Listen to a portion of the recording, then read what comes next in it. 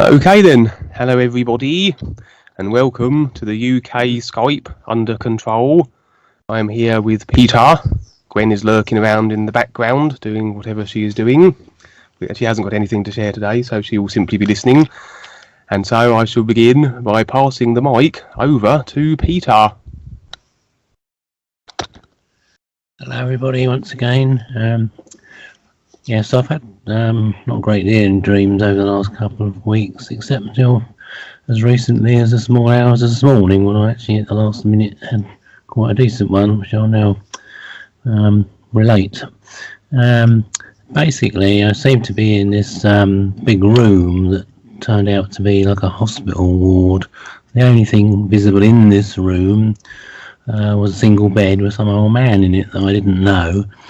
And apparently I'd come to visit him, and it seemed that I'd been doing this quite regularly for some time, even though I didn't know who he was, and I have some sort of feeling rather sorry for him because nobody else ever came to visit him, and he seemed to be on his last legs. And then suddenly on this occasion this woman appeared. I thought perhaps, well, this is going to be his daughter or somebody, but it wasn't apparently, but I didn't find out who it was. And then she came into the scene 2 or 3 times in succession, 2 or 3 visits she appeared, and then one day we were coming out and we went down a corridor which was pitch dark, and suddenly out of the darkness this hooded figure leapt out and sort of said something ridiculous like boo, which made me start, and in fact gave him a bit of a mouthful, and he sort of withdrew rather sadly and disappeared, which I thought I'm slightly guilty about after that. Being so rude to him, but never mind. It was just some kid, I think, being stupid. But then the next thing, I was told, I learned that the old man had died somehow, and I was asked by this woman, who it now turns out to be that she was a school teacher, apparently, and she asked me to come to her school for some sort of a meeting with her headmistress. I don't know what that was about, some professional thing, possibly, I don't know. And I was supposed to be there for 10 a.m. the next morning. Next day comes, and I'm driving in what I now realise is Luton, which is a big town where I was born and raised, which is down the road from where we live now. And I know Luton pretty well for having lived there for the first 27 years of my life before I got married. But in the dream I seem to have got lost, or at least I couldn't remember where it was I'd got to go to find this road where the school was. And I was on this great big main road, which was amazingly empty. There was no signs of life at all, not any motor vehicles or people or anything. I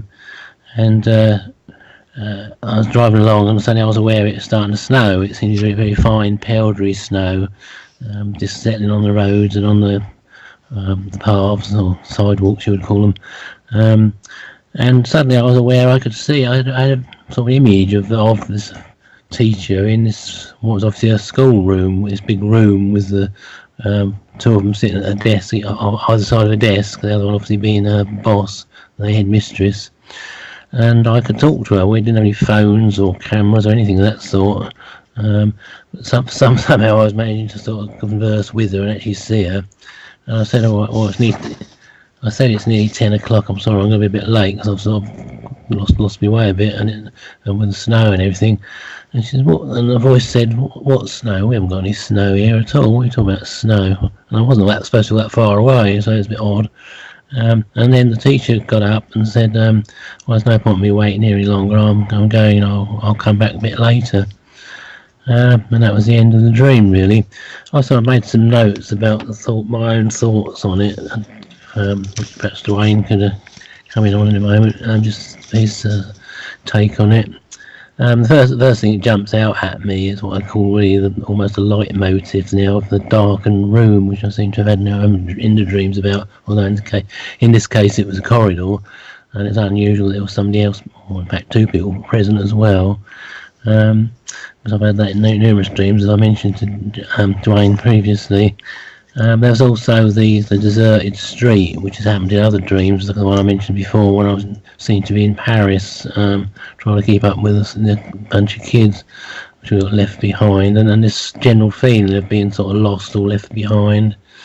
And I was wondering also if the fact this woman turned out to be a teacher, whether that was some sort of metaphor for a guide, and whether the whole thing was really them sort of saying they're getting a bit fed up waiting for me to sort of grasp it, and whether I should sort of somehow pull my socks up, I don't know. I remember going to a clairvoyant years ago, it must have been 25 years ago or more, and he told me then that he was getting the message that this was my last chance to get it right. I never thought a lot of it at the time, but in the circumstances nowadays, I'm beginning to wonder if he was right. And I think also the fact that I feel as though I've been doing this for years and lifetime after lifetime, going back. I've had past live sessions going back to 2,000 or 3,000 years ago, as long ago as old Babylon, and I think I still feel rather world weary, and perhaps this time I sort of sorted it out somehow. I don't know. I don't know what the hoodie was about. I guess it was possibly some kind of malevolent being trying to hinder me on the way. Anyway, that's enough for me for the moment. If perhaps Dwayne would like to come in, please, and let us know what he thinks about it all.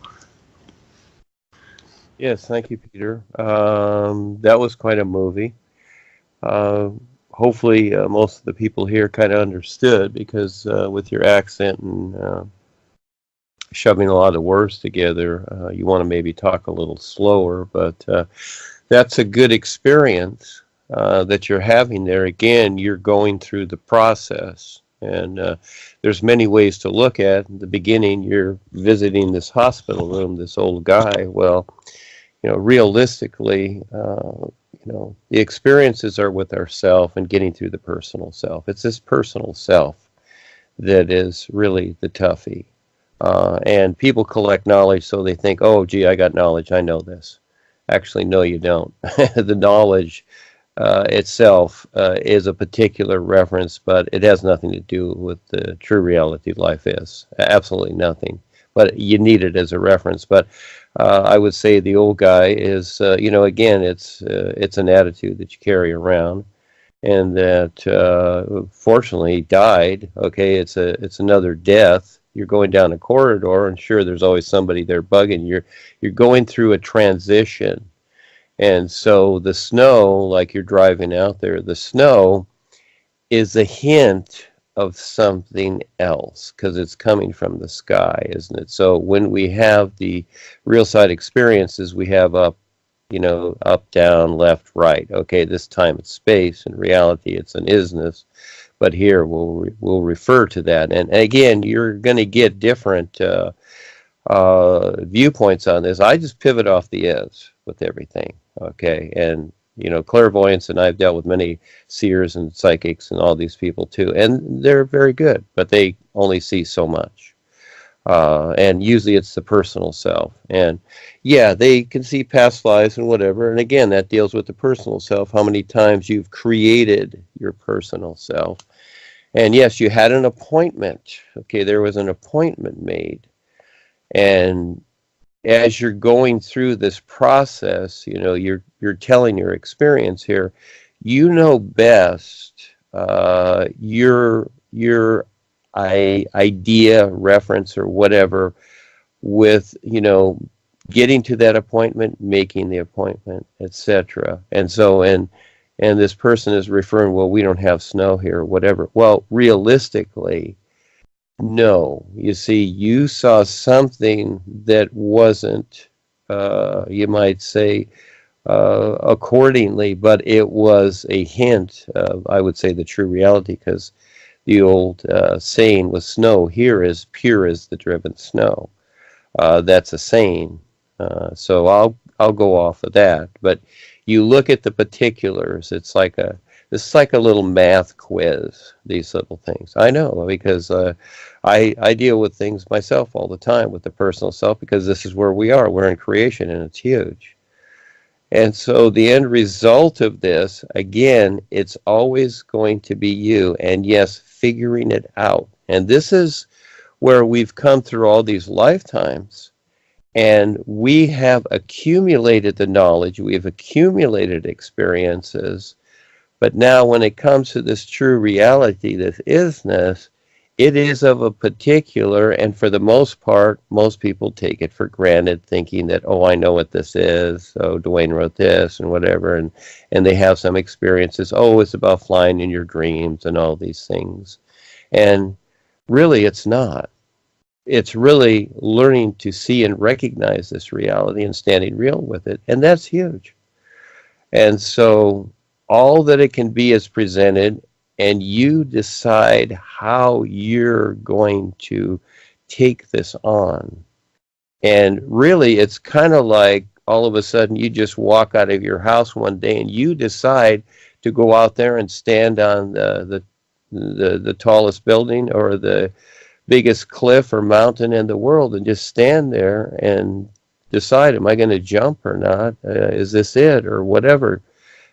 Taking the risk in some way, doing something you've never done before to see something you've never seen before, you see?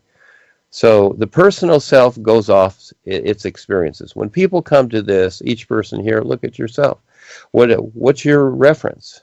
What you've known before. Oh, I've come through this path, or I was on this, or I got these initiations, and so on, and I know this, and oh, I've learned that, and whatever, and oh, I know about chemtrails and Wi-Fi and all these things. Okay, that's fine. That's the physical world. That's the world we're on that we've created here. This little tiny place. That's it. That's as far as it goes. All these systems and whatever, etc., that are here. There's politics, religion, spiritual, science, whatever, education. This is this little tiny place that's been created. That's all it is. But we think it's the whole of life. We think creation is the whole of life, which is understandable. I'm very considerate with that. That's why I write everything that I do. It doesn't seem to make a whole lot of sense with a lot of things, and people criticize that, and it's just a bunch of ranting. Okay, well, it's not. It's trying to show people to look to something else that cannot be seen. And so again, even going off what the psychic told you, he saw so much, and that is that, yes, we've all done this before, because it's huge. You know, we've all run the race before. And it's just like any race, like the marathon. You know, you got 10,000 people running it. There's only one winner. You know, everybody's not going to win. And so you run the race again and again and again until you get it. And this is how it is getting through this, too. Oh, it is hell and high water. I'm not easy with everything here every day either. I go through a lot. I put myself through a lot, and this is a particular place, creation and the personal self we created, and to deal with it, etc. And so for those that take the time to really sincerely see it, it will expose itself, but it is of a particular. So through all this experience, what you're going through is always the personal self. You look at every part of that, and you decide every moment. But I'd say the snow is a hint, so what is that? And the teacher referring to that, because again, let's say the teacher is a real guide that you have an appointment with, and I would say that it is, and at the same time, she's saying the fact that there's no snow here. What she's saying is that what you're seeing is not in creation. So there's a hint for you, Peter. So there you go. Right. Okay, thank you very much. The other dreams I've had over the last couple of weeks have been extremely short ones on bits and pieces, but old enough to perhaps sort of relate now. One of them actually again was another flying one after that fantastic one I had a few weeks ago, but it was very short. I seemed to be in what I felt was Africa. I've never been to Africa, but from what I've seen on the TV, I suppose. But it didn't seem particularly hot, but it was just there we are. But I seemed to be in some sort of clearing and approaching what looked like a big sort of jungle area or forest area. And I suddenly thought, I think I thought of that other dream in this dream that about flying, and I thought, I wonder if I can really fly. And I sort of say leapt up into the air. I did. I sort of flew up into the air. I thought, wow, this is fantastic. And I was flying about, enjoying myself. And then I noticed down below, I saw some people approaching, some I don't know, women and some kids and whatever. And I thought, oh, well, I better not do this anymore in case they see me. So I dropped down to the ground and sort of walked away, sort of. And that was the end of that one, such as it was. But also, I'll tell you what the other two or three dreams were. Well, Peter, can we just take one at a time? Yeah, okay, sure, sorry. It becomes too much, okay, and everybody gets confused, including me. Okay, basically the idea of flying in your dreams, yes, it's a thrill. Everybody wants to fly around. But just imagine if you could fly here like Peter Pan. Okay, so after a while, what are you doing? You're just flying around. It's a thrill mainly, like airplane flying. It's a thrill. All right, because basically we don't fly, we do other things. But in the dream, in the experience, you're basically saying to yourself, I wonder if I can get above all of this. That's the idea of the flying dream realistically, because now you have a better view of what's going on, you see. So in other words, that's what the dream is really sharing with you, because realistically, it's like the boys' net. They don't have to do that. They just do that for a certain situation because it's an isness. It's recognizing what is real. That supersedes everything. That's the whole of life. Where flying around is just whatever it is. But in this experience here, it's demonstrating that you're able to get above things and you see these people below. Then all of a sudden you are self-conscious of the fact that, oh, gee, what if they see me or whatever. You see, so in a way, it's kind of like you with the new presentation. Oh my gosh, if they know I'm with this, what'll they think? Something along those lines, you see. So you go back down to the ground where everybody's walking on the earth and looking on the earth because everybody agrees with whatever they agree with here. You don't want to stand out or look funny, etc. Right? So it's kind of along those lines, you see. Go ahead. Right, okay, yeah, I thought it was probably something along those lines myself, actually. As I say, I've had one or two other quite ridiculously short ones, but they're so odd that I thought they were worth mentioning. Another one concerned, we were all piling into a car, it wasn't that familiar sort of a house or car even, but in the dream it was, to go out somewhere, and I was just pulling out onto the road, and over the other side of the road there was this old lady, and her house has got a garage with what we would call here an up and over door. When you sort of pull up from the bottom and it sort of goes up and inside, and she was trying to open this thing, and at the same time she was doing that, she got a pair of garden shears, and she was cutting away at some grass that was growing just in front of the door. It seemed as though she must have three hands to be able to do this, but I couldn't see three hands. But because as she was snipping away with the shears, she was slowly opening the door, and that was it really. What else is that about? Well, sometimes in these experiences, it's kind of like a movie. Lots of times the trailer of the movie tells the whole thing, but you got to go a little bit further into this. So it's like watching the first 5 or 10 minutes of a movie. You get certain scenes, things are happening, but what comes from that? So again, I would say instead of getting into just interpreting everything, it's kind of like 5 notes of a song. Okay, what is this song about? It's kind of the same thing. So if you're interested, look at it. If not, lots of times I get these things too, little fast experiences. I look at them and then I just kind of let them go. It's kind of like, junk mail you get. You get all these advertisements and stuff in the mail and things like that, and you look through them, and maybe there's something there, maybe it's not. And so on the real side, you're going to have certain experiences, okay? Because the personal self, it's kind of like, you worked all week and you just want to go out and maybe walk along the beach or walk through the mountains and just kind of forget everything. So you're going to have some experiences that it doesn't always mean that they mean something, okay? But you decide many times, and this is with everything really, you decide what it means, you see? So something along those lines, but you decide. Go ahead. Okay, just one more, another very short and strange one. As I've told you previously, I'm an accountant, and as such, I get clients books with accounts, literally to do their accounts from them. Now, not normally these are either on computer printouts or in handwritten in books.